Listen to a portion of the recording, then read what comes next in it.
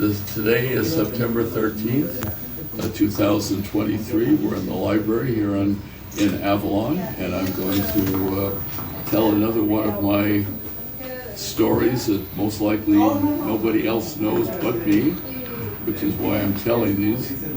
Some of the things I'm going to tell are going to be a bit embarrassing to the present regime. So some of these stories I'm going to have to make sure that I am dead before they get shown, because I will probably be asked to leave the island very quickly. So they'll only come out after, so you'll know I'm dead because I'll be putting out my book that says these are all the things that nobody wanted to tell anybody about, like why Mr. Wrigley's body was removed, why the island was sold to the Conservancy. There are a lot of stories that unfortunately are being whitewashed very badly. So I think eventually we need to get them down, because people are eventually, I think historians are going to find there's some things they don't understand. So a woman by the name of Sandy Putnam and myself were putting together the book of the things that we were both planning to die at the same time. So we're going to make sure that we get the stories down so future historians. So the one we have today is sort of on that line of how Hamilton Cove ended up down there. Now, originally Hamilton Cove back in the 30s was an airport. It was the Wilmington Avalon seaplanes, and there was a very interesting situation with them. They had a ramp that came down to the water. It said it had the longest or the shortest takeoff in the world and the longest landing, because it had the whole ocean. But then when it took off, it went down a ramp, and they had a turnstile. So when the plane came up, they would push the wings, turn the plane around, and then it was ready to go back down. So it actually, I think there's something possibly still there. But it was from the early 30s up until World War I, when they moved everything up to the present airport. So that was the first airport we had here. So that's what it was before then. So about the time that I was chairman of the Planning Commission back in the 70s, there was nothing there except for boats. There was a boat where people worked on the boats down there.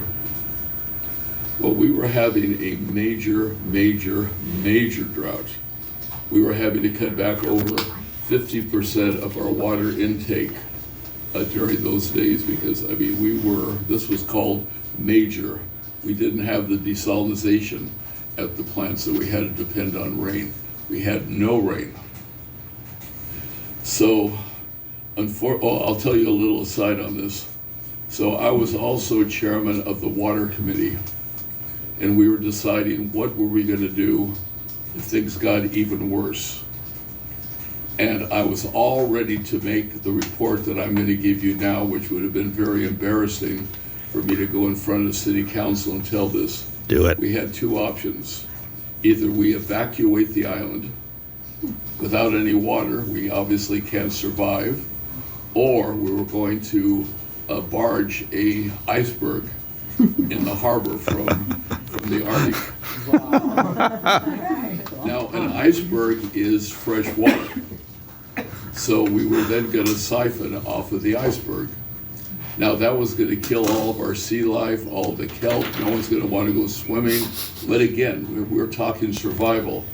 About the time that the city council wanted me to make the report, we got a rain that went for 25 days. So I was never, no. So again, you know something that most people don't know. That was a report I did not give to the city council. But again, before this was all happening, we would not even allow homes to put in another sink. Restaurants couldn't put in any sinks because our water was so bad, and anybody that wanted any water at all had to be on a waiting list. We were not approving anything that had to do with fresh water. Well, the Balboa Bay Company comes over and they want to build the present Hamilton Cove. By the way, it took 11 developers by the time it finally got done. They all went bankrupt. But the first one was the Balboa Bay Company. And because yes? For those of us who don't live on the island, where is Hamilton Cove? Oh, I'm sorry. It's on the, okay, do you know where Descanso Beach is? Okay, you know where the casino is? Yes. The next one over is Descanso, where those condos are going up the side of the hill. That's Hamilton Cove. Okay. No, don't worry about asking questions. I mean, I can't assume everybody knows I thought you were everything. talking about the other side of the island. I didn't realize you were just talking about. Oh, no, we're just talking about Okay. where all those condos that are going up that Yeah. look kind of like the Mediterranean. Doesn't really fit, which is the reason a lot of people complain to me. They said, why would you build an eyesore over here? It doesn't fit in. Well, now I'll explain how that eyesore, if some people think it is. So anyway, the Balboa Bay Company contacted me and said, we want to build a number of condos there. And of course, I laughed in their faces. You're nuts. I said, there's no way we won't even allow homes to be able to put in another sink or businesses or anything. So I said, you can't do it. Well, they said, we really want to do it. And I said, well, thank you. I mean, a lot of people do. So I got called down by the head of the Balboa. The reason I couldn't tell this story at the city council, because I would get picked up for slander, and you'll find out why when you hear what conversation went on. So anyway, he picked me up in a golf cart, and you couldn't go all the way over, but we then walked the rest of the way over. And he started telling me about his plans for Hamilton Cove. Now that was the first. I think they had 3 different stages. I think this was the first, and I think they had the 2 or 3 stages after that. So I think it's pretty well full by now. Triana has taken over some of the locations, and they're building some of those beautiful, beautiful prefabs up in the hill. So anyway, he was telling me his plans, and I'm, smiling, like, yeah, sure, good for you. And then he said, Chuck, he said, I need to get your vote in order for this development to go through. And I said, well, fat chance of that. He said, if you vote for it, I'll give you a free condo.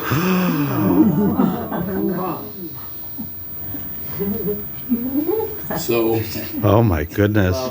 I was so, by the way, if any of you would like to come and visit me in my condo in Hamilton Cove, you're more than welcome to. So anyway, I am in shock.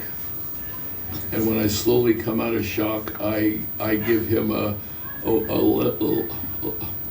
anyway, I made it very clear to him that is not at all appropriate. I would never do anything like that. Now, believe it or not, in those days, that was supposed to be a low-income housing development for the locals. It was only $20,000 per unit. So the reason we were even thinking about it is because that was going to allow islanders to have decent housing that they couldn't get at Avalon, that they could be at Hamilton Cove. So that's the only reason we were even thinking about it, not certainly the prices they have now, which is almost $750,000, some of them. So anyway, so he got a tongue lashing. So when I was done, City Hall used to be where the museum is, over on the ocean side of the museum. That's where the City Hall was from 1916. So I went up to the City Hall to get ready for the next Planning Commission meeting. And obviously I was still in a daze. And so I forgot I think his name was Charlie Wagner, was the city attorney at the time. And he looked at me and he said, Chuck, what's the matter? And I related the story to him. He said, Chuck, let me ask you 2 questions. I said, sure. He said, were you alone at that meeting? I said, yes. He said, do you have a recording? Did you record the conversation? Well, in those days, we didn't have cell phones. So I'd have to have tape recorder. I said, no, I don't usually tape record conversations. He said, you were bribed. I said, bribed? Am I that important that I could be bribed? He said, you were bribed. I said, okay. Now, I forgot what the term is that planning commission meetings have to be public. I forgot what the term is. I think it's the Baker or whatever. There's a name for it. Well, anyway, I broke the rule. I called a private meeting of the planning commissioners because I couldn't say this in public because I would be, the city would be liable for slander if I told what happened at that meeting because I had no proof. So anyway, we're sitting here in the planning commission meeting. It's like this with the planning commissioners there, all illegally at this meeting. And I told them the story. And they were all men. So I said, gentlemen, I'm going to vote for it. But they're going to pay dearly for bribing me. Now each of you decide if you want to vote for it, make sure that you have your wish list of what you want them to do in exchange for letting us allow them to build this complex. So it came time for the vote, and I was the last voter. That is how we got the Machado Memorial Baseball Field in. One of the planning commissioners said, we want to have that. That is how we got the low and moderate income housing project on Tremont, was because of that vote. So there are a few others, so we got a lot out of it from them for trying to bribe me. So it came time for my vote. And I said, okay, you have my vote, but this is what you have to do. You have to build a desalinization plant. We did not have one yet. I said, I want you to pay for a desalinization plant. I wanted to be able to produce enough water to not only take care of your development and your future plans, but the extra water can go into the coffer of Avalon, so we never have to face this drought like we just did. So that is how the Hamilton Cove development got. What year was that? What? Jack, what year was that? Well, the project, I understand, I'd already left the island by that time to teach. I think it was around 81 that they finally started building, but this would have been around 1977 or 78 that it got approved. So for those of you that hear horrible things about me for how can I let that eyesore go up, how can I let them go ahead and do it, just realize that they paid for it. The funny part now is Hamilton Cove is not getting any of its water from the desalinization plant. They're getting all their water from the reservoir. So that's the reason why they have to keep the reservoir water up, because Hamilton Cove, who paid for the desalinization plant at Pebbly Beach, is not benefiting from the desalinization plant. They're getting it directly from the reservoir. So when you hear about in the newspaper where they tell about how high the reservoir is, sometimes you wonder, why would you care about the reservoir when we're on desalinization? Hamilton Cove isn't. So any questions about all that? Huh? Their location, because the desalinization plant's way down there in that area, and it's easier because they have pipes that come directly from the reservoirs down to Hamilton Cove. Did they eventually turn, was it automatically turned down, or because the other people had more investments prior to the That's an excellent question. Unfortunately, they still had people on the waiting list. That's right. But I made the decision that we needed a desalinization plant, and we didn't have one. So I, maybe right or wrong, I bypassed everybody else on the waiting list But don't forget, soon after that, the rains came and we had plenty of water. But in the meantime, I felt this is a chance to get a free desalinization plant for the town of Avalon. So if I'm wrong, I'm guilty, but that's the reason we let that. Very good question, Christian. I'm glad, so we let them go through and let the other ones not, but at least we got a desalinization plant out of it. Now we have two. Now we have two. Oh, really? I didn't know that. The There are two second desal one, plants? believe it or not, is it Two? takes whatever water that the second one is more sensitive than the first one. So whatever is left over that goes out, basically used to go out to the ocean, now feeds through the second desalinization, and they're able to take more fresh water, or at least more water out. Well, I have to tell you something. I find, so you have any questions about this, but I want to talk a little bit about the desalinization part. I'm writing a book now of all the crazy questions that I've been asked over the years. I have over 800 of them, but I've narrowed it down to 500. So do you want to hear what people have asked me about the desalinization plant? Oh, yes. Okay, first question is, where do we get the salt water? Okay, Mediterranean. I'm sorry. First question always is, where do we get the salt water? And after we use it, do we have to put the salt water back in the ocean? So I'm not going to tell you. I'm not going to tell you the title of the book. It's always considered bad luck. But let's put it this way: the tagline on it. Unfortunately, these people vote and reproduce. So that's going to be the subtitle. So do we have any questions? Well, we still have water issues because over the years in our several residents, there's always no more than 3-minute showers. We keep close off That's an the excellent, when you brush your question. teeth.